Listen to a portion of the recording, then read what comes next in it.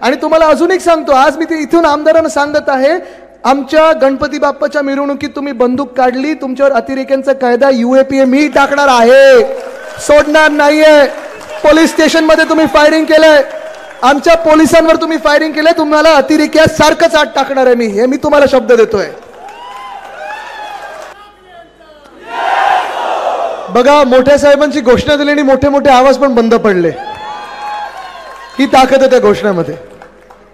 पण गेले 2-2.5 वर्ष आपण पाहत आहोत आपल्या मुंबईवर, आपल्या महाराष्ट्रावर जेवढे अन्याय होत चाललेला आहे. एक अवकाळी सरकार आपल्या डोक्यावर बसवलं. ताई, आपण खुर्चीवर बसा ना. बाबीजी, आपण पाहिजे तर वरती या वरती बसा. अनेक वर्ष आपले रेल्वे कामगार सेनेत काम केलेले. आणि मग हे 2-2.5 वर्ष पाहत असताना आपण वाट पाहत होतो ती ह्या 2024ची. 2024 आल्यानंतर साधारणपणे जानेवारी पासून निवडणुकीचे वारे वाहू लागले होते. निवडणुका आत्ता लागतील, नंतर लागतील, आत्ता लागतील, नंतर लागतील. काही विश्लेषक बोलायचे लवकर निवडणुका लागतील, काही सांगत होते एप्रिलमध्येच लागतील, काही सांगत होते मार्चमध्ये लागतील. आणि झालं असं की 17 मार्चला जेव्हा निवडणुका घोषित झाल्या, आपल्या सर्वांना वाटलं होतं अरे 20 मे मुंबई कसे काढणार आपण 2 महिने प्रचारात, एवढी मोठी खेचली का निवडणूक, ही भाजपच्या फायद्यासाठी खेचलेली आहे. आपल्याला वाटायला लागलं पूर्ण भाजपा त्यांची यंत्रणा येऊन सगळीकडे पसरेल. आणि ठरत असं गेलं की पहिला टप्पा झाला निवडणुकीचा, दुसरा टप्पा झाला, तिसरा टप्पा झाला, चौथा टप्पा झाला. आपण मुंबई असेल, ठाणे असेल, पालघर असेल, कल्याण असेल, नाशिक असेल, हा पूर्ण टप्पा जो आहे हा 5व्या टप्प्यात आहे. आणि आपल्याला भीती वाटत होती ती हीच की आपल्या हक्काचा मतदार जो आहे, आपला शिवसैनिक जो आहे, आपल्या महाराष्ट्र हिताचे जे मतदार आहेत, हे सगळे आपल्या गावी जातील का.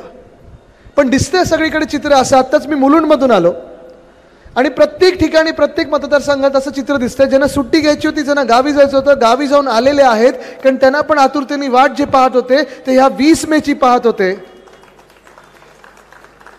आणि ही वाट आपण एवढ्यासाठीच पाहत होतो की ज्यांनी आपल्या महाराष्ट्राची वाट लावली, ज्यांनी आपल्या मुंबईची वाट लावली, जे महाराष्ट्र लुटत होते, जे मुंबई लुटत होते, त्यांना आता पळवून लावायचं आहे. केंद्र सरकार बदलायचं आहे. तो दिवस आता जवळ आलेला आहे. 2 वर्ष मुंबई म्हणून जर आपण विचार केला, अवकाळी सरकार आपल्या डोक्यावर बसलेलं आहे. आणि अवकाळी सरकार डोक्यावर बसल्यानंतर थैथयाट सगळीकडे हे गद्दार घालत होते, हे गद्दार गँगची लोक घालत होती. स्थानिक आमदार जे आहेत, माहीमचे स्थानिक आमदार, मला वाटतं दानवे साहेब आपल्याला माहिती आहे कुठे कुठे फ्लॅट आहेत, आता कळलं असेल तुम्हाला, महेशजींनी सांगितलं असेल. मागच्या वेळी विशाखाताईंनी तर पोलखोल पूर्ण केलीच होती.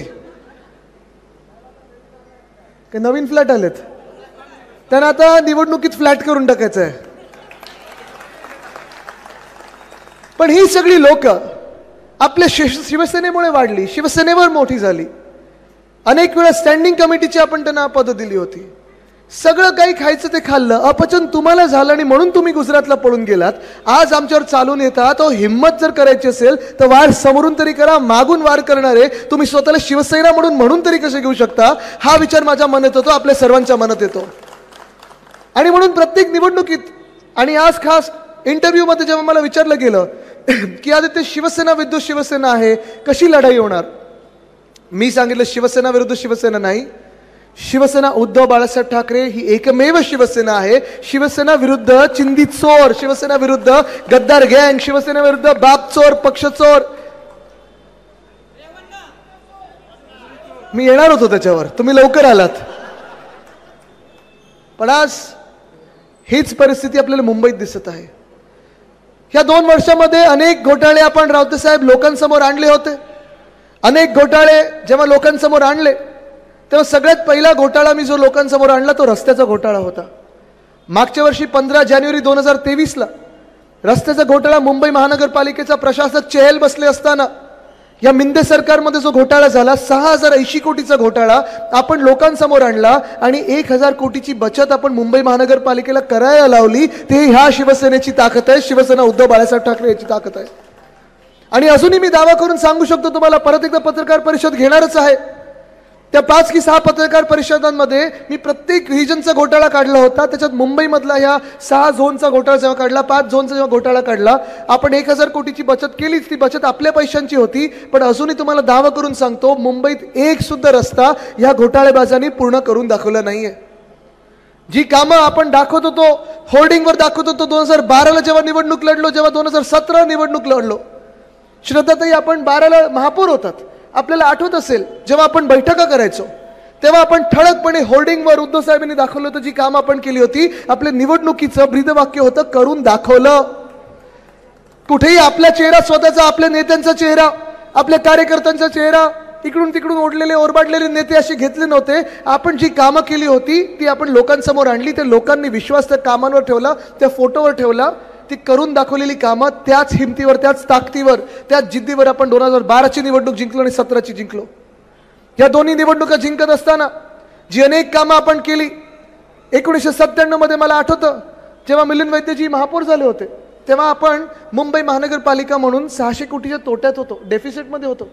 पण तीच मुंबई महानगरपालिका आर्थिक प्लॅनिंग करून, जे काही आपण नीट व्यवस्थापन करायचं होती ती व्यवस्था करून 650 कोटीची जी तोट्यात होती मुंबई महानगरपालिका, तिला 92,000 कोटीच्या सरप्लसमध्ये आणलं. ह्याला शिवसेनेचं काम म्हणतात, ह्याला मुंबईवरचं प्रेम बोलतात. ह्याच मुंबई महानगरपालिकेच्या 92,000 कोटीच्या फिक्स डिपॉझिटमधून BSTची सेवा, सगळेच इथे BST तर वापरत असाल आपण. BSTची सेवा आपण 3,500 बसेस चालवत होतो. त्या 3,500 म्हणजे तुम्हाला खरा आकडा द्यायचा असेल तर 3,337 बसेस हा युनियन बरोबर आपला करार झाला होता. त्या बसेस तर चालवतच होतो आपण. आपलं स्वप्न होतं की 2027 पर्यंत 10,000 इलेक्ट्रिक बसेस मुंबईमध्ये आणायच्या, त्याच्यातून 950 इलेक्ट्रिक बसेस डबल डेकर आणायच्या. आणि हे सगळं करत असताना जगातली सर्वात परवडणारी सेवा आपली BST. 5 रुपयात 5 किलोमीटरला जाऊ शकता, 10 रुपयात तुम्ही 10 किलोमीटरचा प्रवास करू शकता, 15 रुपयात तुम्ही 15 किलोमीटरचा प्रवास करू शकता. आणि 15 किलोमीटरहून जास्ती जर तुम्हाला जायचं असेल तर तुम्ही 20 रुपयात कुठूनही कुठे जाऊ शकता. ह्याला बोलतात मुंबईवर प्रेम. पण आज या मिंदे सरकारनी, या खोके सरकारनी प्रस्तावित केलेला आहे की 5 रुपये वाढवून 10 रुपये करायचे. प्रत्येक जो फ्लॅट फेअरचा आपला दर होता तो वाढवायचा. जी परवडणारी सेवा आहे ती महाग करून ठेवायची. आणि बसेस ज्या आहेत ते 3,500 वरनं आता 3,000 वर आणलेले आहेत. मुंबईकरांचे हाल मी पाहायला लागलेलो आहे. बघा, मी सत्य बोलतोय, देवळातली घंटा पण वाजते. मुंबईकर रांगेत लागतात. आज जे बस स्टॉप आपण नीट करत होतो, चांगले करत होतो, तिथे होर्डिंग लागायला लागलेले आहेत. LED चे होर्डिंग असतील. आता बस स्टॉप आहे की होर्डिंग आहे हे कळत नाही. मुंबईकरांना उभं राहायला जागा नाहीये. आणि सगळे जे भूखंड आहेत ते एकामागोमाग एक आपण पाहतोय. कॉन्ट्रॅक्टरच्या कशात आणि बिल्डरच्या कशात, बिल्डरच्या कशात आणि कॉन्ट्रॅक्टरच्या कशात. तुम्ही आज ठरवायचं आहे की बिल्डर आणि कॉन्ट्रॅक्टरची मुंबई राहणार आहे की मुंबईकरांची मुंबई राहणार आहे. हा निर्णय आपल्याला घ्यायला लागेल. कारण जसं मी सांगितलं, जे प्रेम आपण मुंबईवर दाखवलेलं आहे, मग शाळा असतील, हॉस्पिटल असतील, रस्ते असतील, फुटपाथ असतील, गार्डन्स असतील, मुंबई जपण्याचं काम केलं, मुंबई जोपासाचं काम केलं, मुंबईला पुढे नेण्याचं काम केलेलं आहे. 2-2.5 वर्षांमध्ये याच मिंदेंच्या हातात, या मिंदे सरकारच्या हातात, या गद्दारांच्या हातात जेव्हा मुंबई आली तेव्हा आपण बघतोय रस्त्यावरचे धिंगाणा घालत आहेत. माझ्या तर कानावर असं ऐकू येतंय की जे आमदार आहेत माहीम मधले ते 5-5, 10-10 हजार रुपयांसाठी दुकानदारांना हल्ली सतवतात. शाळेंना सोडत नाहीयेत, प्ले स्कूलला सोडत नाहीयेत, चिंदी चोरी करायला लागलेत. आणि सगळ्यात घाणेरडा प्रकार जो त्यांनी ह्या माहीममध्ये केला, ह्या मतदारसंघात केला, तो म्हणजे आपल्या गणपती बाप्पाच्या मिरवणुकीमध्ये बंदूक काढली आणि पोलीस स्टेशनमध्ये बंदूक ती जाऊन चालवली. हे त्यांचं हिंदुत्व आहे का? आज तुम्हाला विचार करायचा आहे की मुंबई कोणाच्या हातात जाणार आहे? ह्या गद्दारांच्या हातात जाणार आहे, पक्षचोरांच्या हातात जाणार आहे, बापचोरांच्या हातात जाणार की मुंबईकरांच्या हातात राहणार? हा निर्णय तुम्हाला घ्यायचा. आणि तो निर्णय करण्याची वेळ ही 20 मे असणार आहे. तुम्ही ठरवा तुम्ही कोणाला मतदान करणार. ही निवडणूक कदाचित कोण पंतप्रधान बनेल, कोणाचं सरकार बनेल ही नाहीच आहे. तर देश ठरवेल आणि आपण सगळे ठरवणार, प्रत्येक मत ठरवणार. पण तेवढीच महत्त्वाची निवडणूक हे मुंबई काय कोण ठरवणार आणि मुंबई कशी पुढे जाणार ह्याच्यावर निर्धारित झालेली. आता मुंबईसाठी ही निवडणूक फार महत्त्वाची आहे. भाजपचे जे हेतू आहेत, भाजपचे जे विचार आहेत ते महाराष्ट्राला तोडण्याचे आहेच, पण तेवढे देखील मुंबईला कमजोर करण्याचे आहेत. तोडू शकत नाहीत कारण आपण या गल्लीत आहोत. आपण जोपर्यंत या मुंबईत आहोत, या महाराष्ट्रात आहोत, महाराष्ट्राचे तुकडे भाजप करू शकणारच नाही. पण करू शकले नाहीत तर त्यांचा प्लॅन बी आहे, मुंबईला आर्थिकदृष्ट्या कमजोर करा, मुंबई न परवडणारी करा, मुंबईत साधा माणूस राहणारच नाही अशी करा, नुसतं लोधा यांच्या बिल्डिंगमध्ये राहणारी मुंबई करा, पण मुंबईची मुंबईकरांची आहे, आपल्या हक्काची मुंबई आहे. आपल्या हक्काच्या मुंबईकरांना मुंबईची हद्दपार करायला लावण्याचं हे स्वप्न जे आहे भाजपाचं, हे तुम्ही त्यांना साकारू देणार आहात की नाही, हे तुम्हाला 20 मेला ठरवायचं आहे. हीच मुंबई आहे ज्याने देशाला दिशा दाखवलेली आहे. हीच मुंबई आहे ज्याला आर्थिक शक्ती म्हणून आपण मानायचो. हीच मुंबई आहे जे देशाचं अर्थचक्र चालवते. आणि ह्याच मुंबईची जी ताकद आहे ती भाजपला मोडायची. आणि गेल्या 10 वर्षामध्ये आपण विचार करायचा आहे. खास करून इथे जे कोणी बसले असतील, या बिल्डिंग्समध्ये आजूबाजूला कोणी असतील ज्यांनी चुकून भाजपला मतदान केलं असेल, तुम्ही विचार करायचा आहे की भाजपला निवडून दिल्यानंतर गेल्या 10 वर्षामध्ये आपल्या महाराष्ट्राला काय मिळालं, काय फायदा झाला आपल्या महाराष्ट्राचा, आणि मुंबईला काय मिळालं, मुंबईकरांच्या हातात काय आलं. एक एक एक एक ज्या गोष्टी होत्या आपल्या हक्काच्या गोष्टी होत्या ते निघत चाललेत. आपल्याकडून चाललेत ते गुजरातला चाललेले आहेत. जर संपूर्ण महाराष्ट्राचा विचार करायचा तर महाराष्ट्रातून वेदांता फॉक्सकॉन ही कंपनी 2.25 लाख कोटीची कंपनी, गुंतवणूक आपल्या राज्यात जी येणार होती, 1 लाख तरुण तरुणींना रोजगार निर्माण करणारी कंपनी, आपलं सरकार असतं तर हमखास 100% आपल्या राज्यात आली असती, आपण आणली असती. तीच ह्या मिंदे सरकारनी, ह्या गद्दार गँगनी उचलली सरकार बसल्या बसल्या आणि पाठवली त्यांनी गुजरातला. एअरबस टाटाचा प्रोजेक्ट असेल, आपल्याला नागपूर इथे मिहानला द्यायचा होता. मेडिकल डिव्हाइसचा पार्क होता, छत्रपती संभाजीनगर इथे येणार होता.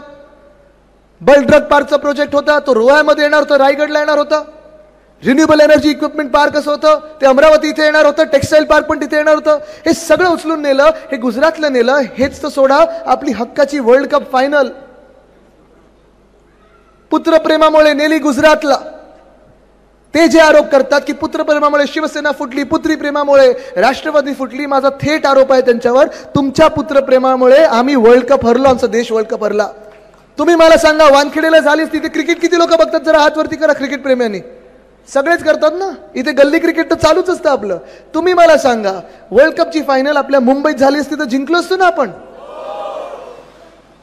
पहिली कारण काय दिलं त्यांनी? आम्ही हिंदुत्वासाठी सोडून गेलो. मग सांगितलं अजितदादा फंड नाही देत. मग ते पण तिथे गेल्यानंतर अनेक वेगळी वेगळी कारणं दिली आणि आता पुत्रप्रेमावर आलं. तर माहित नाही पुढचं कारण काय देतील. राहिले तर ह्या निवडणुकीत साफच करायचं आपण त्यांना. पण राग मला ह्या गोष्टीचा येतो की तुम्ही आमच्या हक्काचा रोजगार, आमच्या हक्काची नोकरी इथून घेऊन जातात. मला गुजरातमध्ये तुम्ही काय नेता त्याच्याशी देणं घेणं नाहीये. जे काही गुजरातमध्ये तुमच्या व्हायब्रंट गुजरातमध्ये यायचं ते घेऊन जा ना तुम्ही. तुम्हाला बाहेरून कुठून येते गुंतवणूक घेऊन जा. काश्मीरमध्ये ज्याला यायचं त्याला तिथे येऊ दे. आसाममध्ये जायचं तिथे जाऊ दे. मणिपूर शांत केलाच. ते पापाने वॉर युक्रेनमध्ये थांबवलं. मणिपूर अजून शांत करू शकले नाहीयेत. पण तिथे जरी शांतता आली तर तिथे ज्यांना जायचं त्यांना आनंदात जाऊ द्या. हे माझं नेहमी धोरण राहिलंय. केरळचं प्रगती झालीच पाहिजे. जेव्हा प्रत्येक राज्याची प्रगती होईल तेव्हा देश पुढे जाईल. पण मला राग ह्या गोष्टीचा येतो की आमच्या तरुणांच्या हक्काचा घास तुम्ही आमच्या हातातून खेचून घेऊन जातात आणि गुजरातच्या घशात जात आहे. तिथे मला राग येतो आणि मी तुम्हाला सांगतो तिथे मी तुमच्यासाठी लढणार म्हणजे लढणारच. आणि ही जर लढायची असेल आपल्याला, ही ताकद जर दाखवायची असेल तर 20 मे आहे तो दिवस ज्या दिवशी तुम्ही दाखवू शकता की आम्हाला तुम्ही टेकन फॉर ग्रांटेड घेऊ शकत नाही, आम्हाला हलक्यात घेऊ शकत नाही, आम्हाला तुम्ही मूर्ख बनवू शकत नाही. कारण आमच्या हक्काचं जे आहे त्याच्यासाठी आम्ही लढणार म्हणजे लढणार आणि जिंकणार म्हणजे जिंकणार. हा तो दिवस 20 मेचा आहे. नोकर भरतीचा प्रश्न असेल, तलाठी भरतीचा प्रश्न असेल, पोलीस भरतीचा प्रश्न असेल, सगळे जे काही हे विषय आहेत, पेपर फुटीचा विषय असेल, हे विषय आपल्याला सोडवायचे आहेत. किती वर्ष आपण अशाच्या असे टांगून ठेवणार ते विषय? 10 वर्षापूर्वी जेव्हा आपण सगळेच शिवसेनेचे कार्यकर्ते असतील, इथे मुंबईकर जे बसलेत, जे आपल्याला इथे आशीर्वाद द्यायला आलेले आहेत, आपण सगळ्यांनीच भाजपला जेव्हा मतदान केलं होतं, आपल्याला वाटलं होतं काहीतरी चांगलं या देशामध्ये घडेल.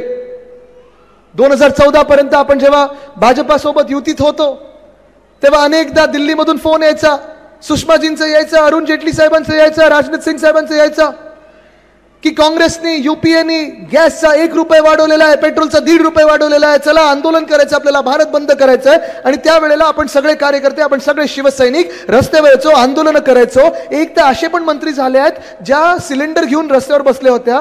मंत्री झाल्यानंतर पुढची 10 वर्ष गॅस 400 वरनं गेला 1200 वर, म्हणजे गॅस 400 पार झाला. पण ह्यांना आठवलंच नाही, ह्यांना दिसलंच नाही की महागाई या देशात आलेली आहे. आपल्याला आठवत असेल जुलै 2012 मध्ये आपण इथे मोठा मोर्चा काढला होता. मोठा मोर्चा काढला होता सिद्धिविनायकाजवळ, घंटानाद केला होता आपण. तिथे मी देखील होतो. आपण सगळ्यांनी ते सिलेंडर वगैरे दाखवलं होतं. तेव्हा आपण काँग्रेसच्या विरोधात आंदोलन करत होतो. 1 रुपये वाढला, 1.5 रुपये वाढला की आपल्याला दुःख व्हायचं की चला महागाई वाढली, आंदोलन करूया. आज तुम्ही मला सांगा, 10 वर्ष या भाजपच्या सरकारचे डोक्यावर बसून झालेले आहेत. तुम्ही मला सांगा गॅस डिझेल पेट्रोल ह्याचे 2014चे भाव तुम्हाला आठवतात तरी का? आठवतात? गॅस 400 पारचं तर 1200 पार झालेलं आहे. डिझेलची किंमत 2012-14 मध्ये किती होती? किती होती? आता किती आहे?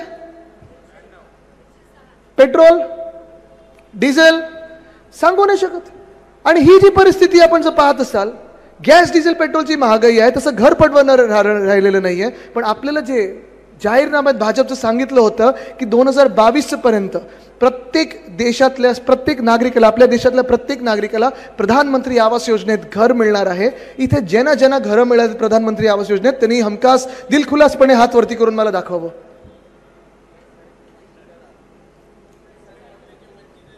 SRA तर मिळालीच नाही आपल्याला, बरोबर आहे. प्रधानमंत्री आवास योजनेत कोणालाही घर मिळालं नाहीये. खोटं तर कोण बोलत नाहीये ना. काय प्रदीपजी तुम्ही काय म्हणताय?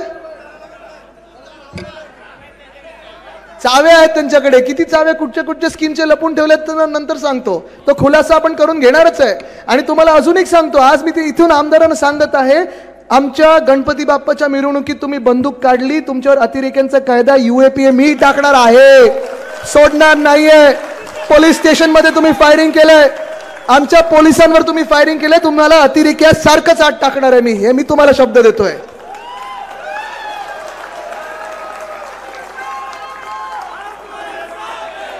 पण जाऊ दे, ही निवडणूक त्यांची नाहीये, त्यांना महत्व द्यायचं नाहीये. त्यांना इशारा जो आहे तो काफी आहे.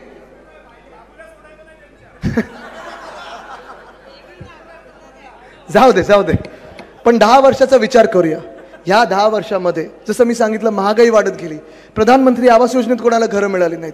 दुसरं जे एक महत्वाचं वचन आपलं दिलं होतं, प्रत्येकाच्या खात्यात 15 लाख येतील. आलेत कोणाच्या खात्यात? आलेत कोणाच्या खात्यात? नाही आलेत. त्यांच्या खात्यात 50 खोके आले असतील, आपल्या खात्यात 15 लाख आले नाहीत. दुर्दैव आपल्या ह्या देशाचं एवढंच आहे की गेल्या 10 वर्षामध्ये प्रत्येक निवडणुकीत भाजपची जी यशोगाथा होती ती एवढीच होती की इथे सगळ्यांना वाटतं, जे कोणी इथे बसलेत सगळ्यांना वाटतं की माझं भलं नाही झालं पण मागच्या 50व्या रांगेत कोणाचं तरी भलं झालेलं आहे. इथे या सगळ्यांना एवढंच वाटतं की इथे उभे आहेत त्यांचं काही त्यांना मिळालं असेल, पण इथे 6व्या रांगेत कोणीतरी बसलंय त्यांना प्रधानमंत्री आवास योजनेत घर मिळालेलं आहे. इथे दुर्दैव हेच आहे आपलं की यशोगाथा भाजपची ही राहिलेली आहे की इथे 15व्या रांगेत कोणाच्या तरी खात्यात 15 लाख आले असतील. हे खोटं बोला, रेटून बोला, खोटं बोला तर रडून बोला, ही जी त्यांचं धोरण राहिलेलं आहे ते ध्रुव राठीसारखे लोकांनी मोडून काढलेलं आहे. आपल्या सर्वांच्या ते व्हॉट्सअपवर यायला लागलेलं आहे. आता लोक जेव्हा बोलायला लागलेले आहेत तेव्हा देशात चित्र बदलत आहे आणि आता विचारतायत कब आएंगे अच्छे दिन. जाऊ दे, पंखाने आलं चल, कब आएंगे अच्छे दिन. आणि मग जेव्हा आपण विचारतो कब आएंगे अच्छे दिन, तेव्हा भाजप सुरू करतं अब की बार 400 पार. 2 महिन्यापूर्वीचा नारा होता अब की बार 400 पार. मग तिथून आलं मोदी सरकार, मग तिथून आलं भाजप सरकार, तिथून आलं NDA सरकार. आता आपल्याला प्रश्न विचारला जातोय, जर ह्यांचे आकडे कमी पडले तर तुम्ही त्यांच्यासोबत जाणार का? 2-4 इंटरव्ह्यू मध्ये मला विचारलं, मी त्यांना स्पष्ट सांगितलं, जे उद्धव साहेबांचं पण उत्तर आहे आणि माझ्या मुंबईकरांचं उत्तर आहे की तुम्ही जे आमच्या महाराष्ट्राचे हाल गेल्या 10 वर्षात केलेले आहेत, तुम्ही जो अन्याय ह्या मुंबईवर केलेला आहे, मुंबई लुटणाऱ्यांची तडजोड नाही, महाराष्ट्र द्वेष्टांची तडजोड नाही. संविधान जे संपवायला निघालेले आहेत, डॉक्टर बाबासाहेब आंबेडकरांचं संविधान जे संपवायला निघालेले आहेत, त्यांच्याशी कॉम्प्रोमाइज नाही. आणि लोकशाहीचे धोक्यात आणतात त्यांच्यासोबत आम्ही जाणार नाही, कदापि नाही. माफी मागणारच नाहीत ते. ती भाजपा राहिलीच नाहीये. ही भाजपा फार वेगळी आहे. ही हुकुमशाहीची भाजपा आहे. ती भाजपा वेगळी जी वाजपेयी साहेबांची भाजपा होती ती आम्ही पाहिलेली आहे. आणि ती भाजपा जाते कुठे, जाते कुठे, आज आहे तरी कुठे, ते चेहरे तरी कुठे आहेत, हा प्रश्न पडतोच ना आपल्याला. म्हणजे आज तुम्ही विचार करा ना, ज्या भाजपासोबत आपण एवढे दिवस होतो, एवढे वर्ष होतो, ते मुंबईतले प्रकाश मेहता साहेब कुठे आहेत, गोपाळ शेट्टीजी कुठे आहेत, पूनमताई कुठे आहेत, राजपुरेजी कुठे आहेत, विनोद तावडेजी कुठे आहेत. हे भाजपावाले राहिलेच नाहीत. जे राहिलेले आहेत ते सगळे 2019चे भ्रष्टाचारी इम्पोर्ट घेऊन बसलेले आहेत आणि प्रमुख चेहरे बसलेले आहेत. पण आज 10 वर्षानंतर सांगण्यासारखं काही नाही. स्वच्छ भारतवर काही बोलू शकत नाही, स्मार्ट सिटीवर काही बोलू शकत नाही, नोटाबंदीवर बोलण्याची हिंमत नाही, चायनावर बोलण्याची हिंमत नाही. आणि म्हणून कुठे आलेत हे सगळे? ABP माझा, उघडा डोळे बघा नीट.